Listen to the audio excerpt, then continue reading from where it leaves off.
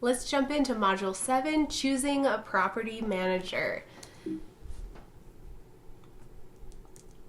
Alrighty, remember that disclosure, not a licensed attorney, accountant, financial advisor, or acting under a license of any type, just sharing my experience with short-term rentals. I've been working on it for a long time and I can't wait to share this part with you. So, property managers.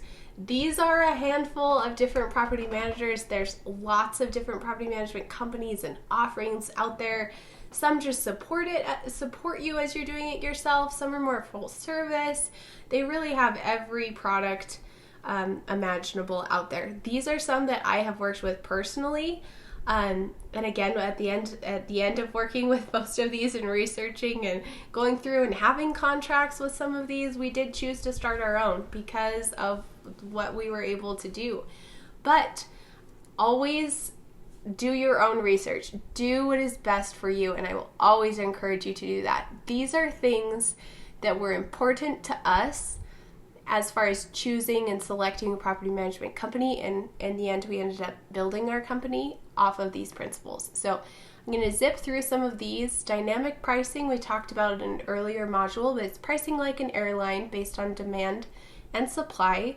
Collecting guest info. I've used the example earlier. If you've ever been to Vegas, you've received more marketing calls, emails, whatever, to go back to Vegas. It always happens.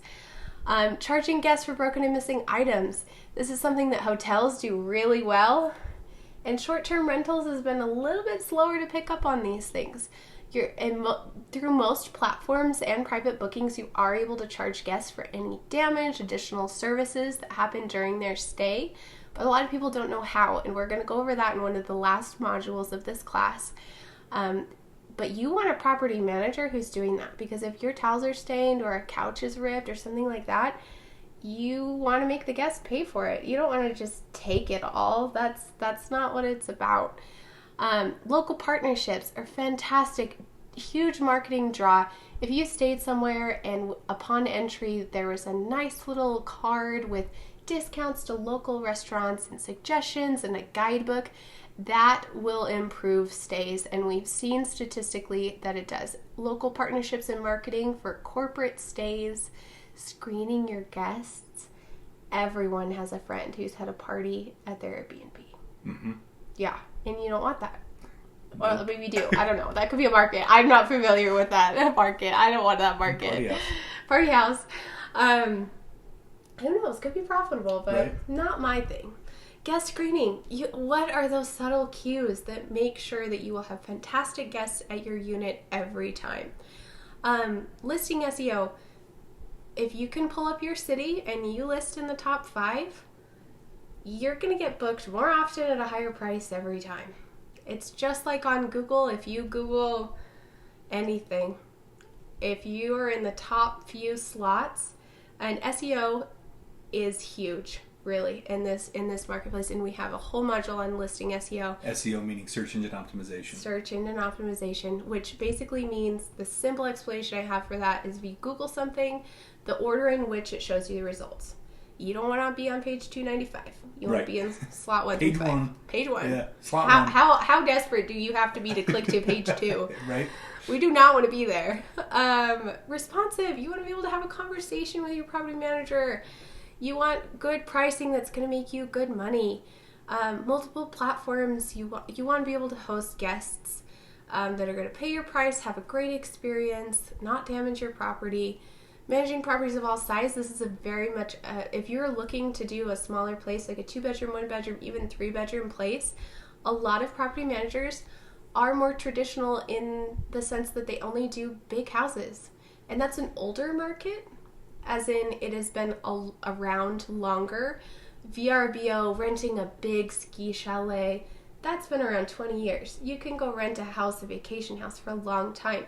Shorter stays, more rural or more urban areas is a newer market. Smart locks, it's actually very important. Spend your money on technology that's gonna be your guest first impression. Getting into the property at 10 o'clock at night after a flight, and that makes a massive difference on your income and reviews, everything. It's also safer. I mean, we've used mechanical key boxes in the past. which is something I do on my fix and flips for contractors to be able to get in. Yeah. But it creates a security risk because those key boxes are really easy to pick, right? So having a digital key that you can send directly to the client, and they're the only one that has it, and it expires when their listing or when their stay expires, is super safe. Super safe. And hotels are slowly moving to that too. And this is a little bit of a tangent, but people ask, oh, what if hotels got smarter? What if hotels started being experience-based and having smart locks? It takes a lot for a whole company chain all at once. It's expensive to turn over and change an entire branding, an entire line. The little guys are always going to be able to pivot faster. Yep. So get your smart looks in. It's like turning a cruise ship. Yes, exactly. Oh my goodness. Well, that's a new cleaning adventure for sure. Supply guarantee. I'll talk a little bit more about this, but we are the only property management company that I know of that offers a supply guarantee.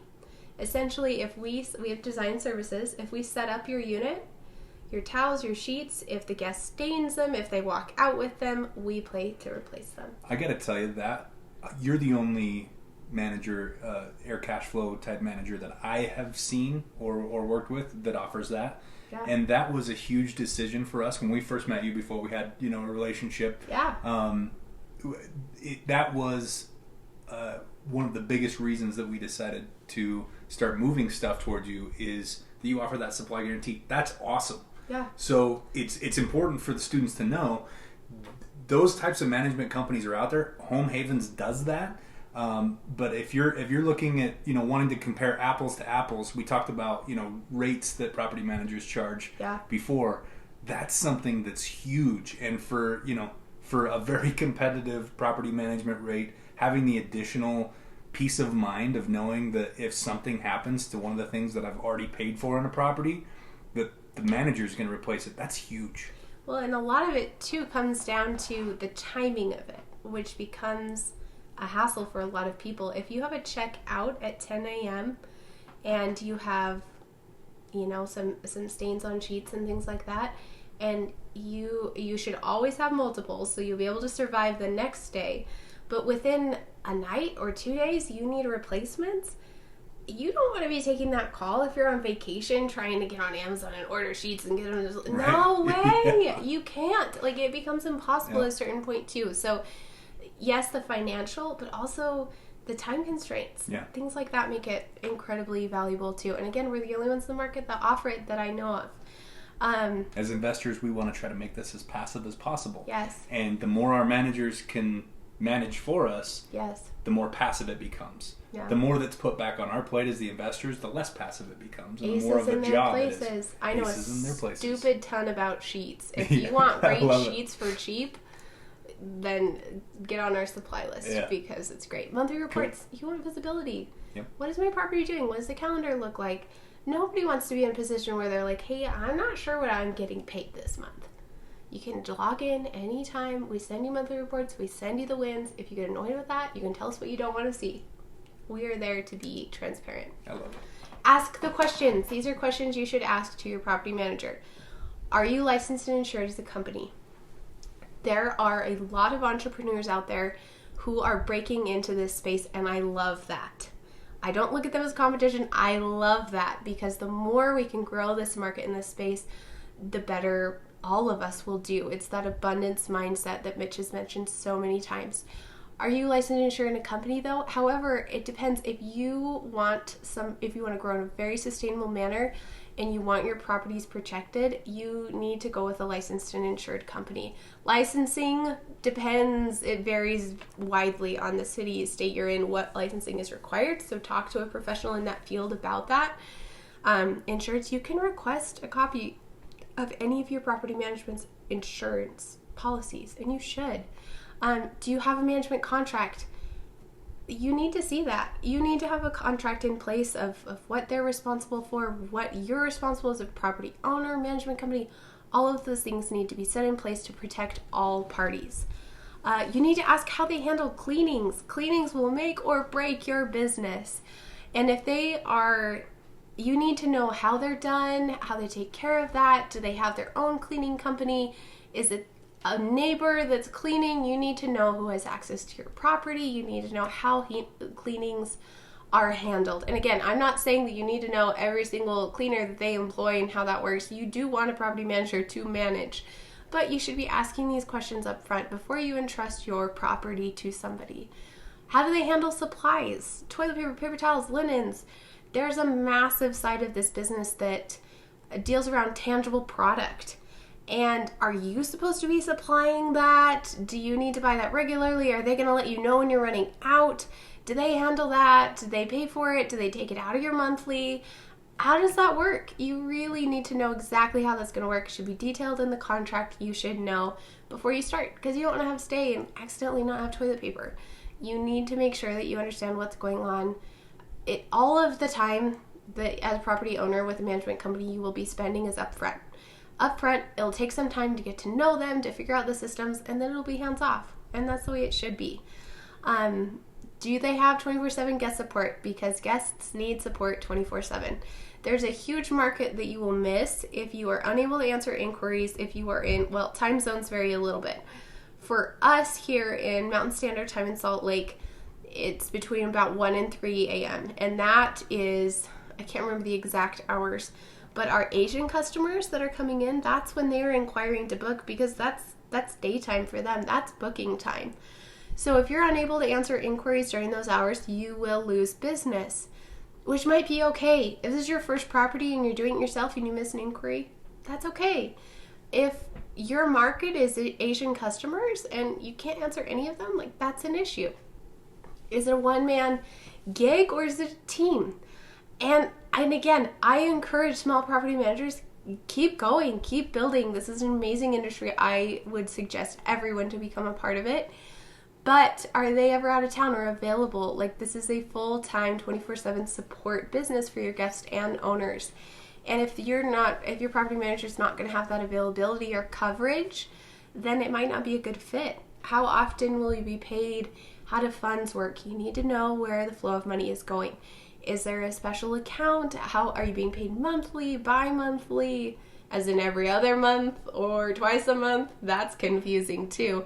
You know exactly the transfer of funds. You need to know when you'll be paid, how to check financials as a property owner. You need to know what's going on. You need to see access to your calendar. If there's a property manager that won't show you access to your calendar, you don't know when there's bookings. You don't really know if there's money coming in, and you need to have that accessibility. I think this is why having professionals is so important. So in this module, I had the same thought in the last module. These questions for a new investor are going to seem overwhelming, and this can cause what I call analysis paralysis, where just seeing how much goes into this just causes you to freeze and not do anything. But what I would recommend is because we talk so much about using professionals and putting aces in their places, take screenshots of these slides on your video browser and just email them to the professionals. Say, hey, can you answer these questions for me? And it's going to be an easy answer for the professionals, and they'll provide you with a very simple response to these questions. Don't get overwhelmed by this stuff. It's a lot, and I love that Lauren's going into this detail because it's important, but don't get overwhelmed by it. Just reach out to your professionals and ask the questions. Same with the tax stuff.